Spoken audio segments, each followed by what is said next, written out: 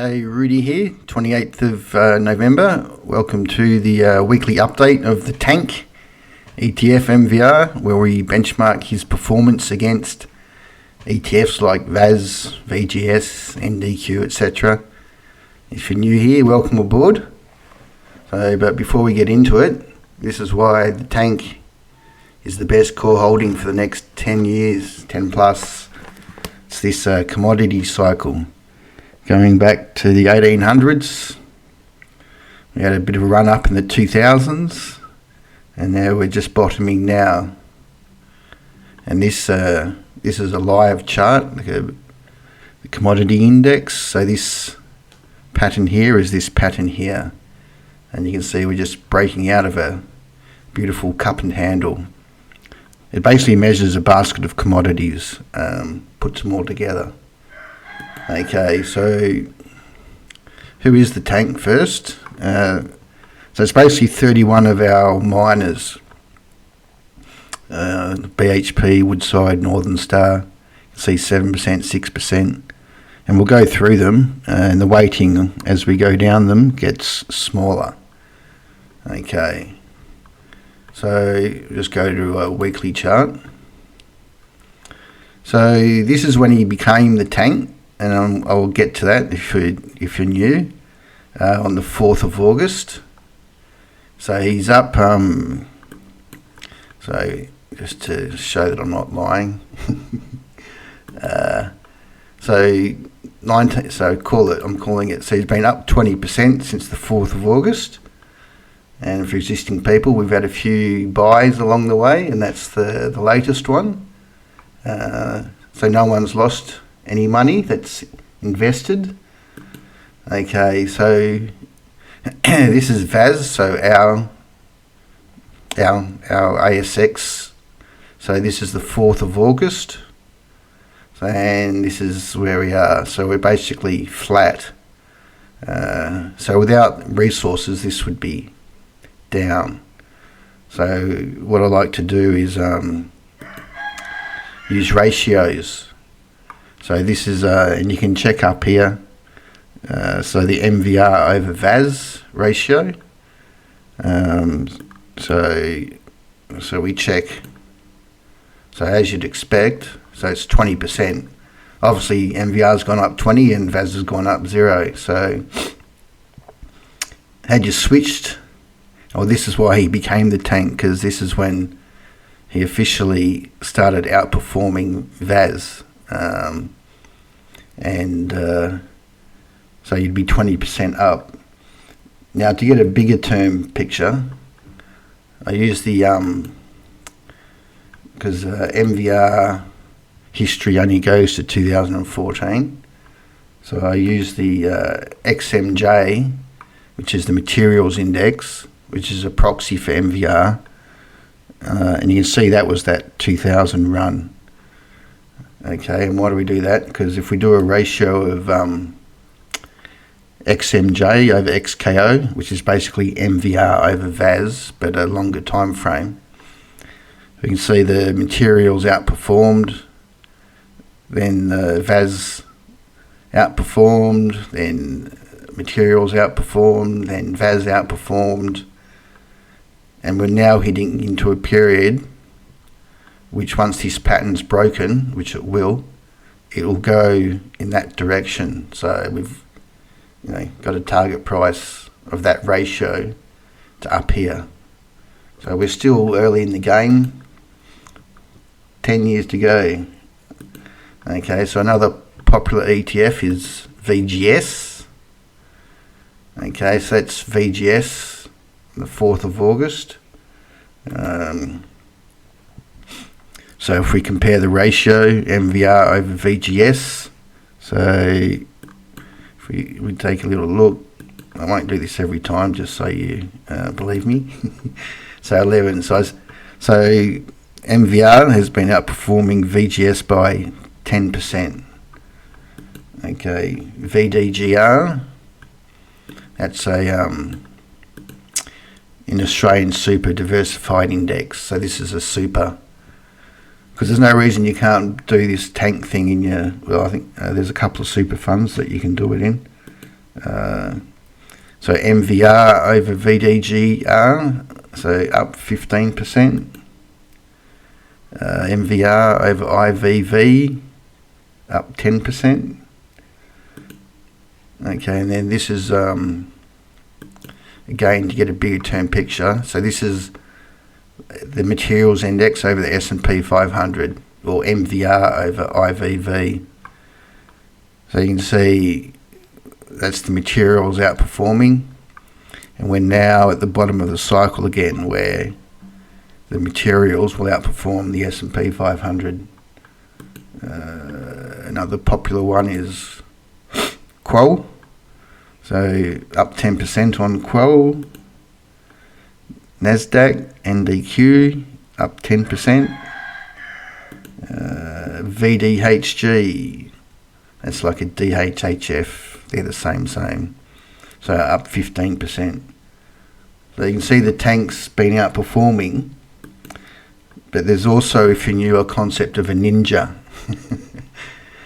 So tank's core, so this is one of my favourite ninjas, which is the miners ETF, which is global gold producers. And as you can see, so this is the switch, 4th of August. This is when I started the channel. It was that, along with silver, was my portfolio. But you can see here, the miners are now taking off their next run. So if we compare MVR to miners, so there's the 4th of August. So miners has been outperforming MVR by 15%. And that's expected because ninjas are more volatile. And if you're new, I'll explain how you mix the tank with ninjas. Okay, so let's get into it. So before we go into each stock, we look at the commodities that they're mining. So this is the copper price. Monthly charts we're looking at here. So you can see the copper price, driven by electrification demand, is about to break out and hasn't done it yet. Iron ore, I'll just go to a weekly so we can see something. Okay, so iron ore, I'm not expecting to shoot the lights out, but just stay along here, just trade sideways, because they make the dividends. Or just if you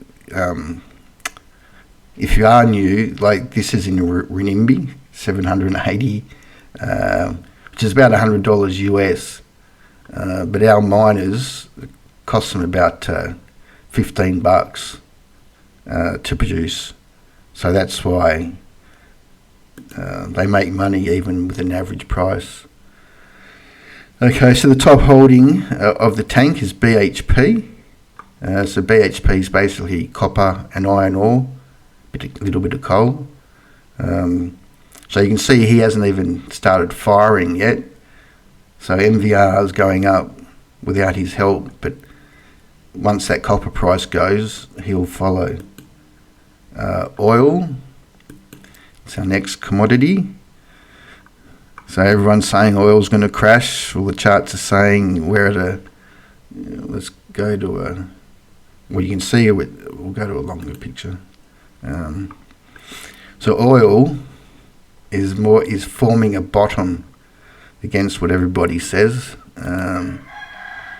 Anyway, the reason we look, and there's also natural gas. So natural gas, I'm pretty bullish on,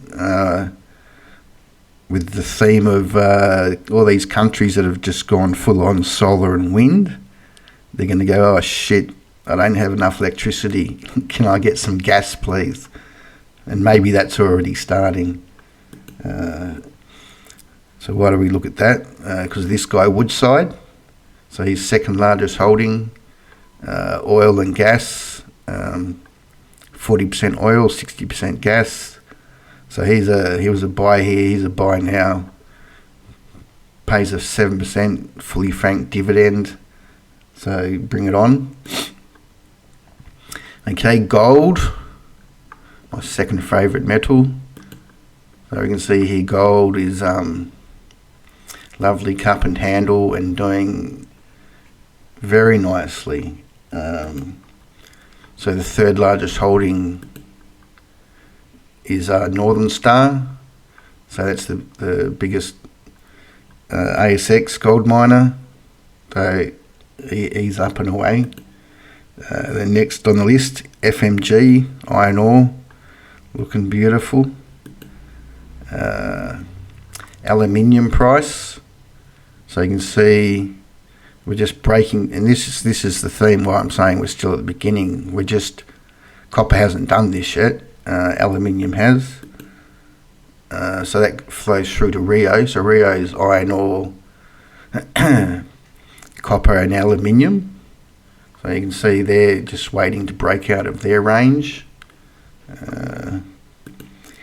Next on the list is Linus. So they're rare earths. So as you should know, rare earths are important. Bit of a China domination going on. So they're producing. So they're good to have in there. Next one we got Evolution. So they're copper and gold, looking very nice, taking out the new highs.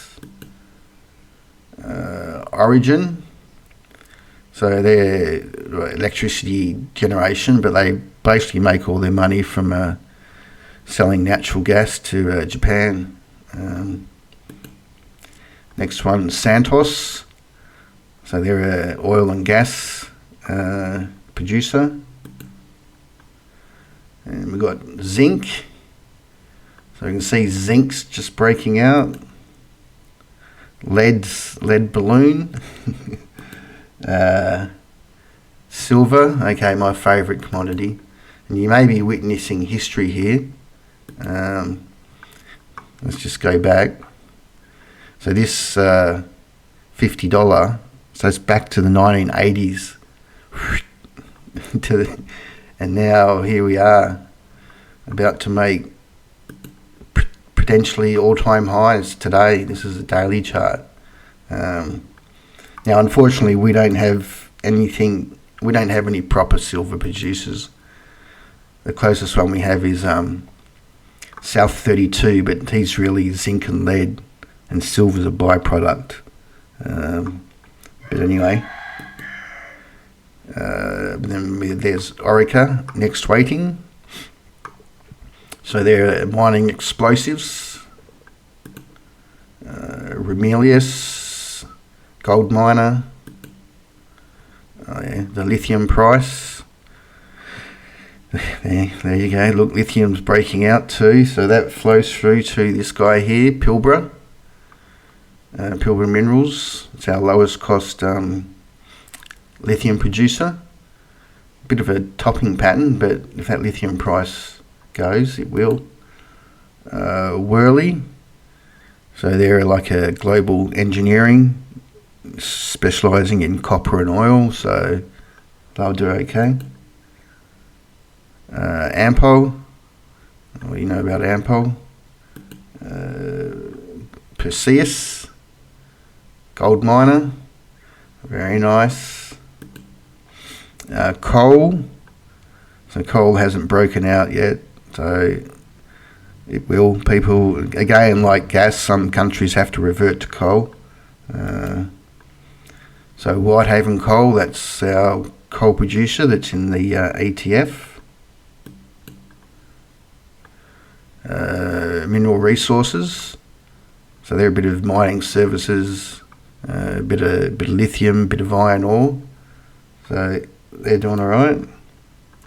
Genesis, so gold producer. Capricorn, gold producer. Sandfire, it's a copper producer, that's looking ready to rip. Horizon, giddy up. Look at that one. And they all pay decent divs too. So the ETF itself, I think it pays the next one at the end of the year. That looks beautiful. I've been telling people to buy that. Dyno label, so they're they used to be Instatech Pivot, commercial explosive. That's a buy too now. But just buy the ETF. There we go. Look, Regis, another gold producer. Aluka, so they're in that rare earthy space, so they're fine. Uranium, so this is spot uranium price.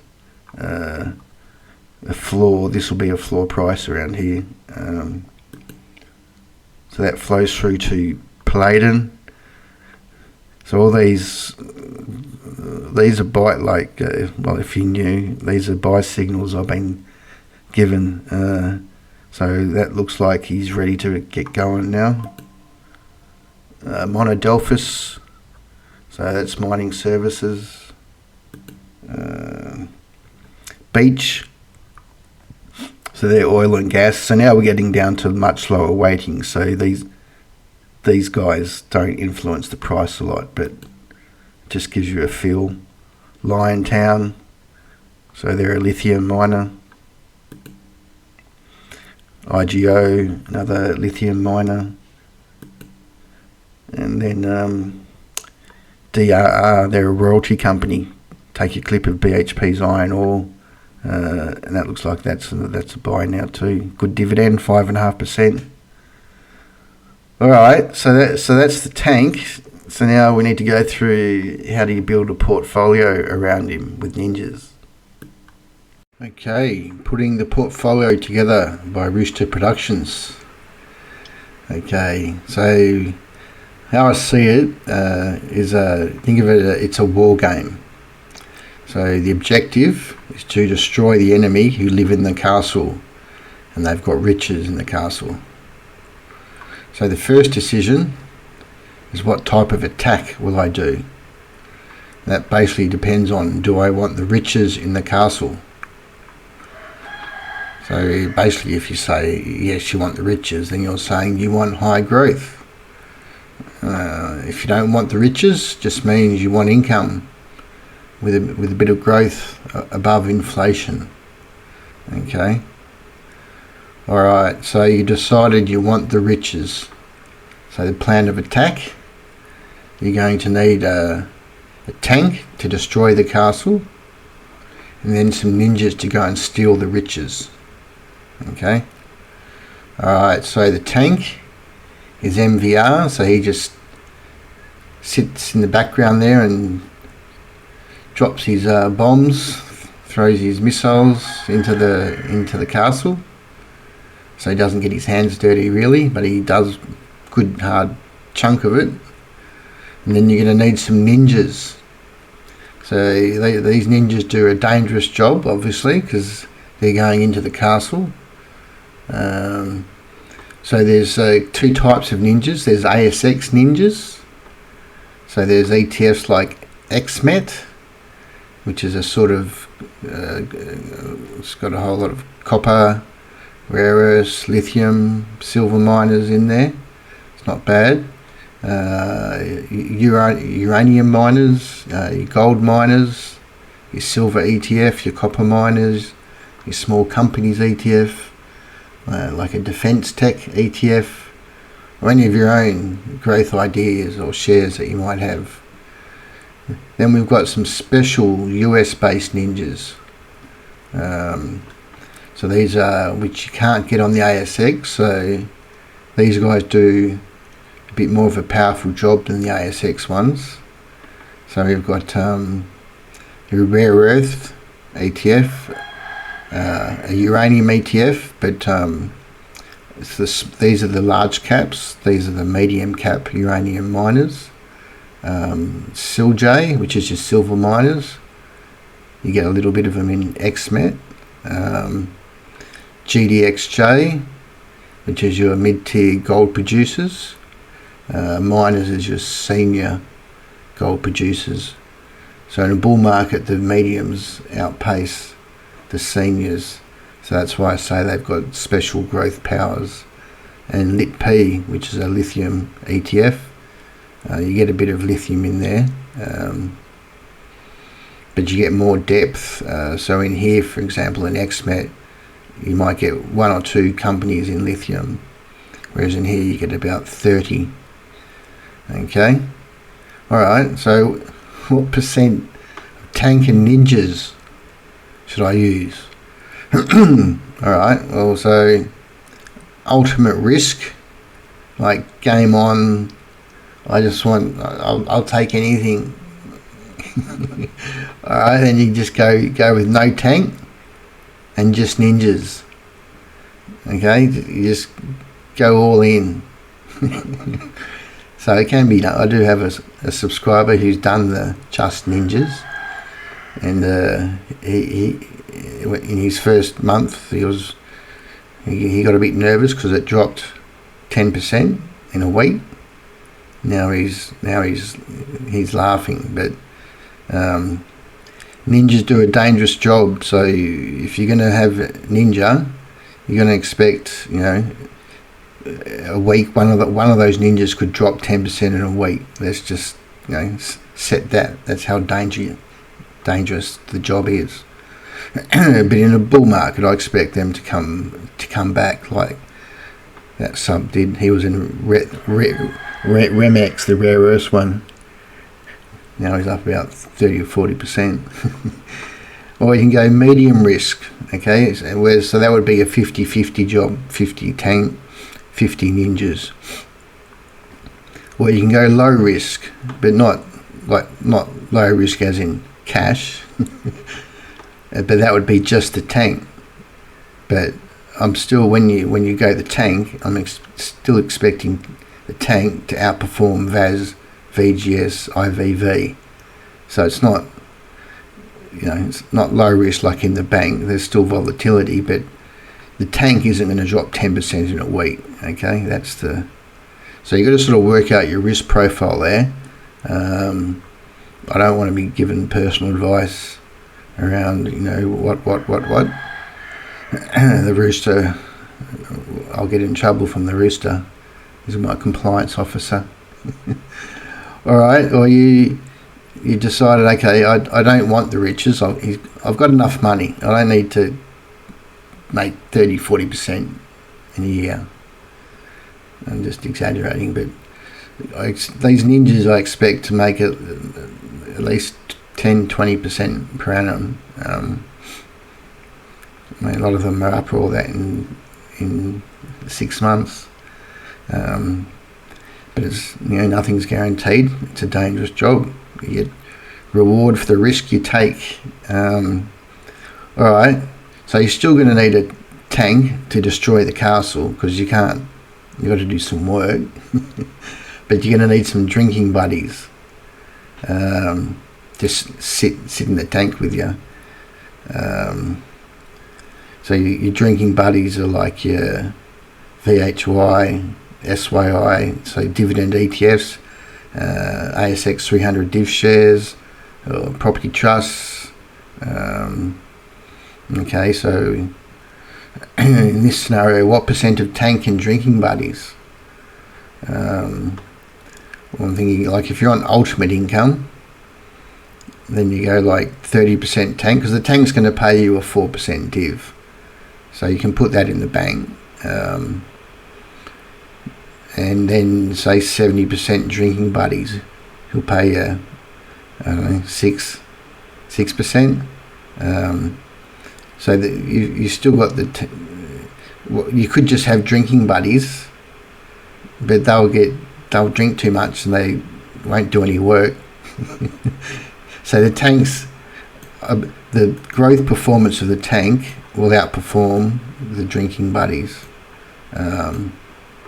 Okay, because the tank's going to outperform VAS, and VAS is sort of the banks and your drinking buddies. Okay, so all right, or you want a good income but a bit of extra growth. So you set the bench, say 50% tank and 50% drinking buddies. All right, so that's just a framework. And each weekend I go through, do a video on the dividend shares and ETFs. and I do a video on all the ninjas. Alright, hope you enjoyed that. Let us know your thoughts. See ya.